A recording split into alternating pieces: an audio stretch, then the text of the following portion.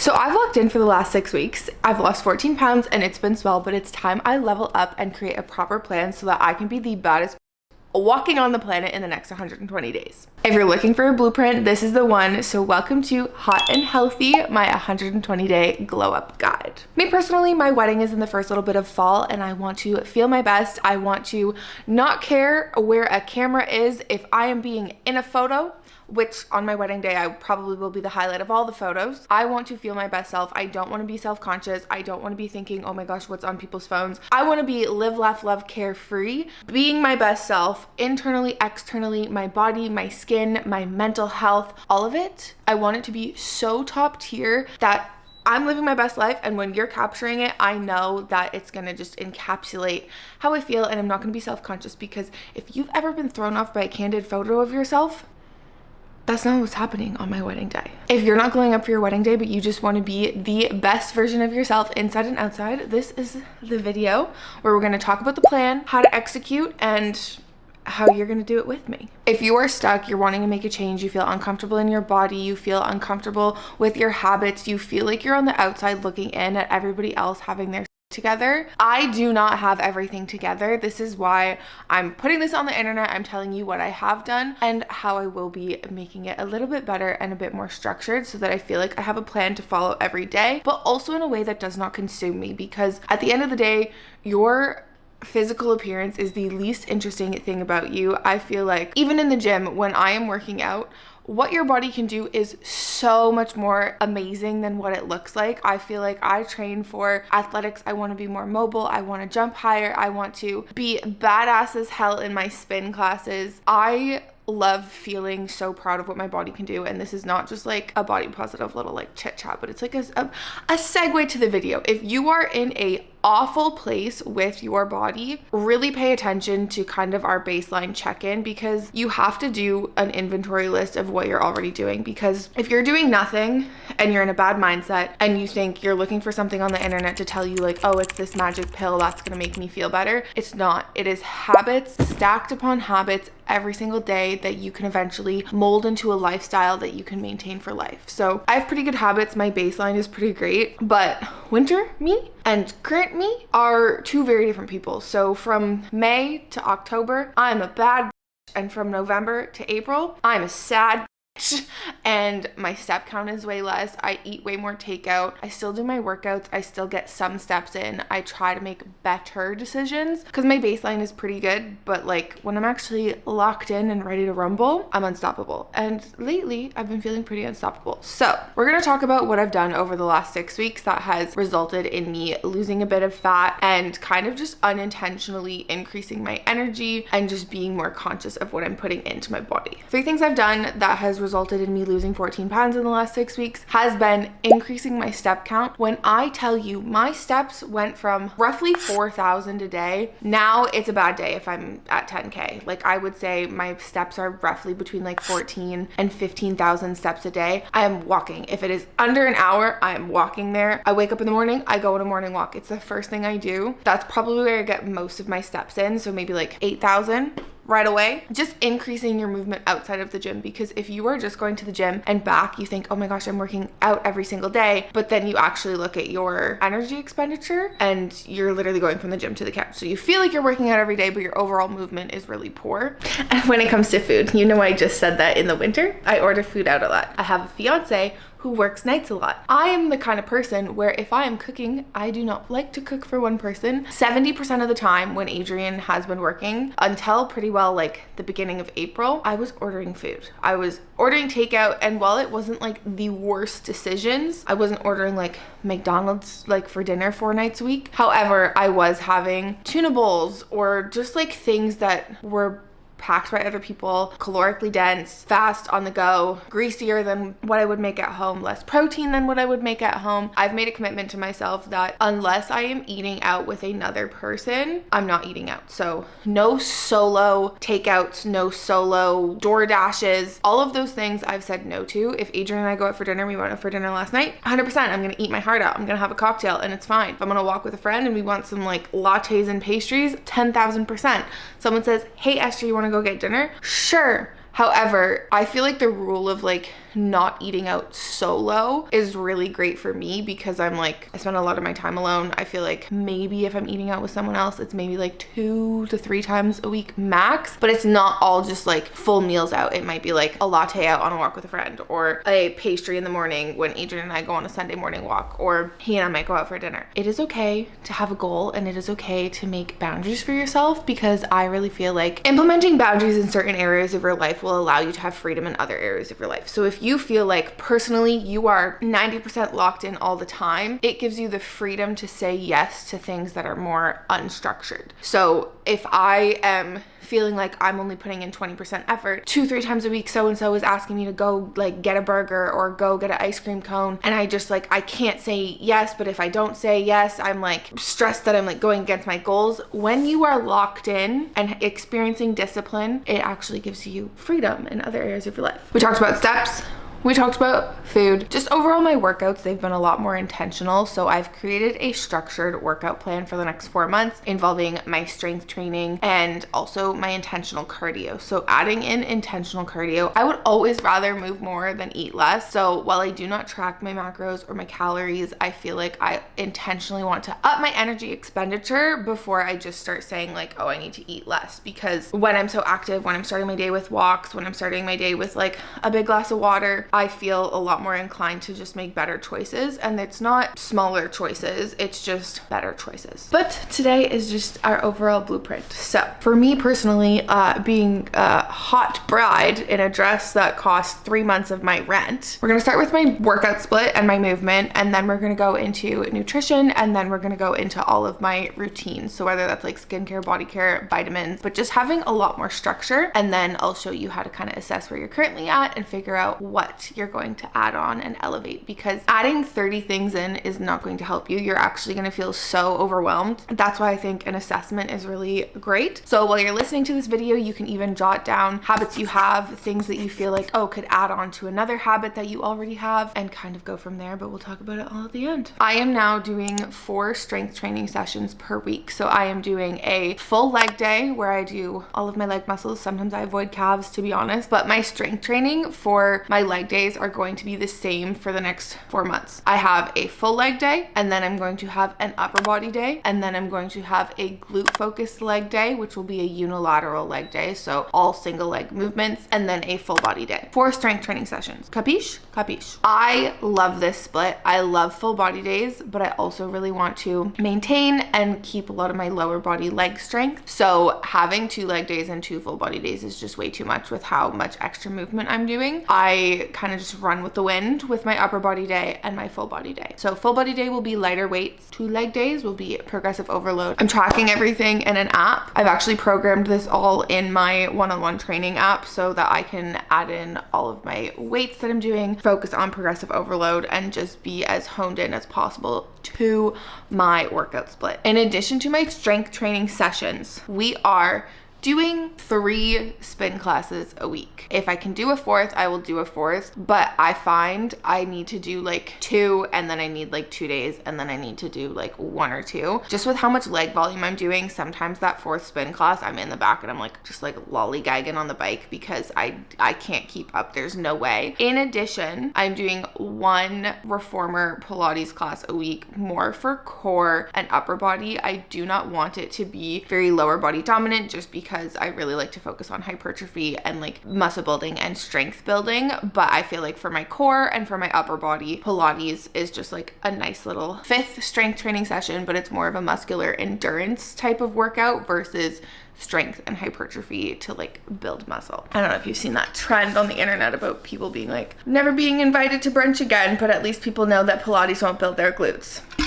Pilates will not build your glutes. And the third thing I'm focusing on with movement is my stretching. So making sure that my recovery is like 10 out of 10. When you are doing a lot, your body needs a lot of recovery. So really focusing on evening stretching. Outside of the gym, you don't need to stay after your workout and do like a 20-minute stretch routine. You can kind of just do like 5 minutes of static stretching, leave. But I've been doing 15 to like 20 minutes of stretching before I go to bed so that I feel like I'm actually paying attention, almost like a mini yoga session. Also really focusing on my posture, because In addition, the last thing I want is on my wedding day to have people catch me in a photo like this, eating my food. So really focusing on my posture, but also just my recovery with stretching, and then steps. I'm aiming for minimum 12,000 steps per day, which to you might seem crazy if you are only currently getting like 3,000-4,000 steps a day. Like quadrupling it does seem like quite a jump. For me, based on the last 2 months, it's been pretty easy for me to wake up, start my day with a big morning walk. I'll go on like a 45-minute walk. I'll come home and I already have like 6,000 to 8,000 steps in the bank. And then all of my little walks to the gym or walks to the grocery store or like a midday post-lunch digestion walk, all of those things then adding up, and also really making a point to not just have my free time be TV time. I don't have a walking pad. If you have a walking pad, you can also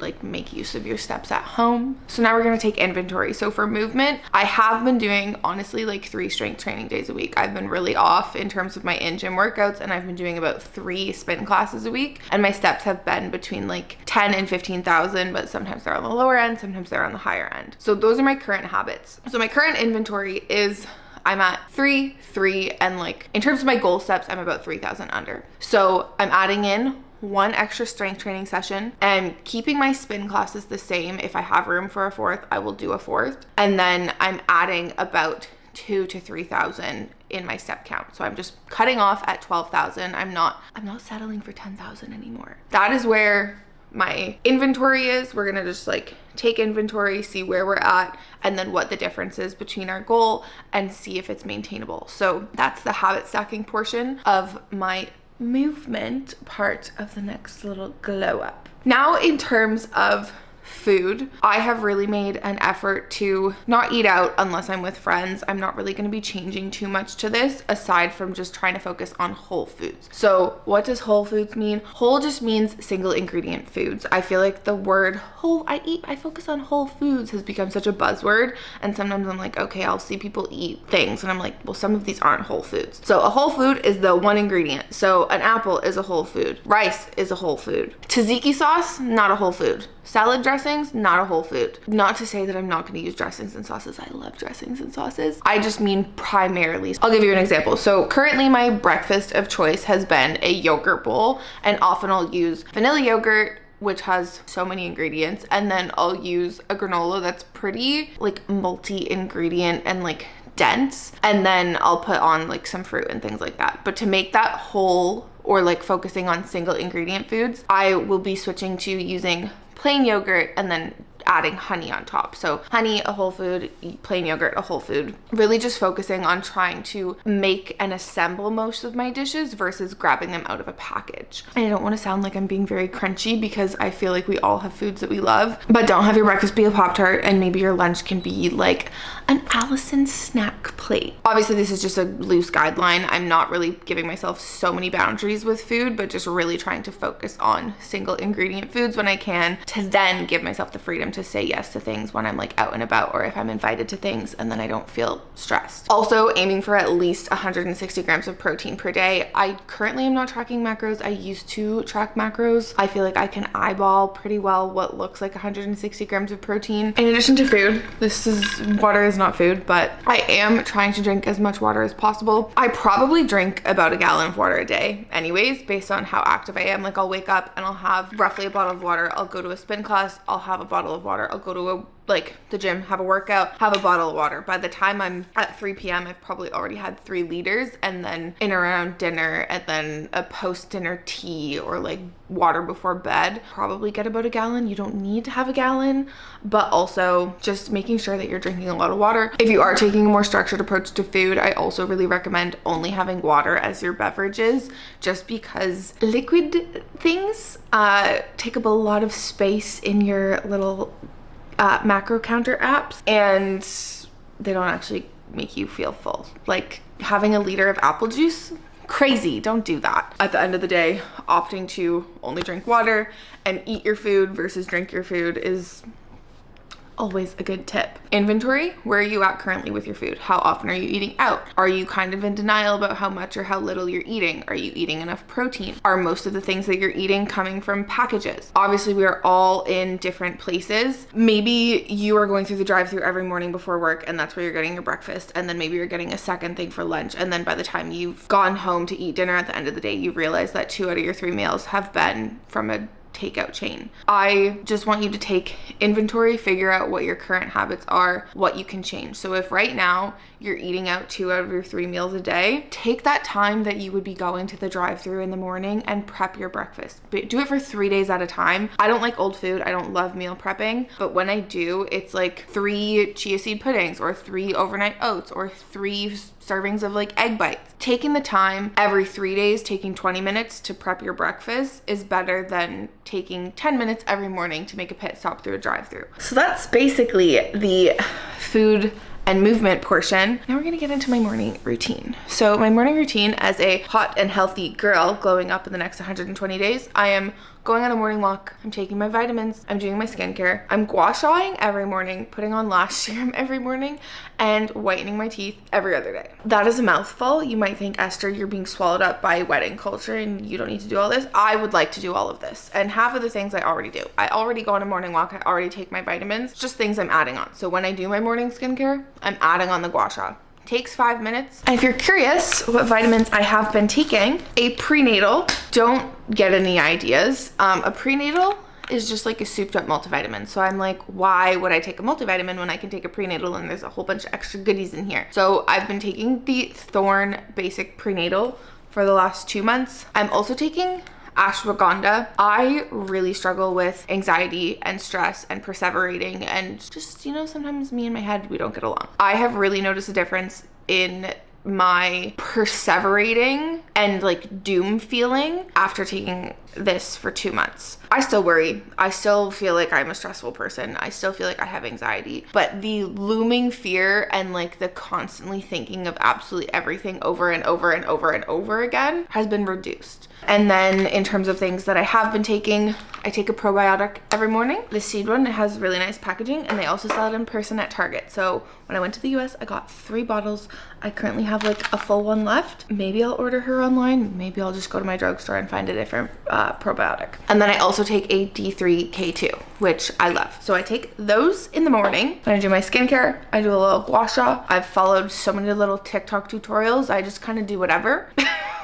And it is what it is. If I get a zit, the Curology pimple patches are so amazing. I was a pimple patch hater. These made me a pimple patch lover. We're gonna protect our skin with our sunscreen. That's the only really thing I need to tell you about my skincare. We'll do in-depth videos of every single step of the way on this next 120 days. And then also for teeth whitening, I've used so many things. These hurt me so badly. I feel like I gave up on having like stark white picture perfect teeth because I cannot use the Crest white strips to save my life. I put them on and I already feel them tingling and I'm like, I have used the InnoPro. I did work with them and I was using them. They're not painful, so they don't cause me sensitivity. They're just like not the most user friendly. Like they slip and slide around. They leave like a green film on your teeth, but they do a good job. So I really like these. They're a bit more difficult to get if you're in Canada. I had to get them on the US website and then like pay duties. Same with this. This is the best teeth whitening product I have ever used. I'm on my 2nd box. I love them. It is called the Live Orals Pure Dia Whitening Kit. It comes with a little tray. You put the syringe in the tray, you put it in your mouth, and you leave it on for like 30 minutes. Again with the morning routine, again with the skincare routine, what are you currently doing? What can you add in? Please do not go from 0 to 10 steps of everything. That will set you up for a failure and you'll be sad and you'll be grumpy and you won't be able to maintain it. Little by little, every life change is about small daily decisions. So whether it's a fat loss journey, a muscle building journey, a skin health journey, just a mindset routine journey, feeling the best in your skin and the habits and like the life you lead, it's all about little baby steps. It's not about this like one big like cluster of new habits that just gets thrown at you. I've been dry brushing before my showers. I always use these, but exfoliating and using body scrubs every single shower. These I find really help me get all my dead skin off. You can buy them on Amazon, buy them at HomeSense, Winners, Marshalls. And I've been using a foot cheese grater on my feet because I am a callus prone girl, and the last thing I want is for my feet to look like the Hulks on my wedding day. So I have been using a foot file every day in the shower, and then a foot exfoliating mask every 3 weeks. In addition to my post-shower lotion, I'm locking it in with some body oil. So I've been trying to really maintain my soft, supple skin as well. For my evening routine, I have been stretching before bed. I have to split these into 2 doses. So I've been taking the other half of my vitamins. I've been doing my skincare, my gua sha. Every other day, I've been looking like Mike Myers, putting this on my face. And then in terms of my sleep routine, this is what I'm adding in because it's been very difficult for me to remember to mouth tape and to wear an eye sleeping mask. The sleeping mask, when I remember to put it on, I have the best sleep of my life. Like, I can't see anything. I'm zonked out. And the first like 2 weeks I was using mouth tape, I was sleeping so soundly. I was not waking up. I was not like having restless sleep. Even my Oura ring was telling me my sleep was so good. And then I just stopped. So really trying to bring back in my mouth taping and my sleeping mask. And those are my evening routine. Sometimes I hate the internet. I often hate the internet and the discourse that goes around like this all or nothing mindset. I feel like that's what stops so many of us from starting, whether we have trips coming up or whether we have like events planned, or if we just feel like we're in a really stressful part with school or our career. Doing something consistently is way better than doing something perfectly. So if you are able to do things like every other day, or if you're able to get your steps in most of the time, that's better than doing it none of the time just because you can't do it all of the time. If you feel like you're in such a bad spot that you just have to go because you want like this physique by this time, and you're gonna do all of these exclusions and all of these restrictive diets and all of this over exercising to achieve that, it's not gonna work. It might get you some quick fat loss, but it probably won't be maintained. You probably won't love the journey, and you'll probably feel miserable and like you're missing out on a lot of life, and that is not how it has to be. I feel like so many of the things that I do is like brushing my teeth. Like, I don't consciously think like, oh, I have to wake up in the morning and brush my teeth, or oh, I have to brush my teeth before I go to bed. I just do it. It's a part of my hygiene. My step count is becoming a part of my hygiene. Me drinking so much water is becoming a part of my daily hygiene. Going to the gym is a part of my daily hygiene, and adding all of these little bits and pieces in, and like, I don't know, I'm in my bridal era and I'm kind of milking it, so I'll probably be doing like random facials, or just like, I want to go to a head spa and have them figure out why my scalp is so dry, because I also don't want dandruff in my hair. The hack is moving better. The hack is treating your body with care and respect. The hack is training for performance. The hack is being so amazed by what your body can do. The hack is positive self-talk. The hack is morning journals or reading a Bible. I also really like the Daily Stoic if you're not religious. So many things that are actually hacks are seen as like boring or like the stuff we don't want to do. But put your head down and put in the work. Assess yourself.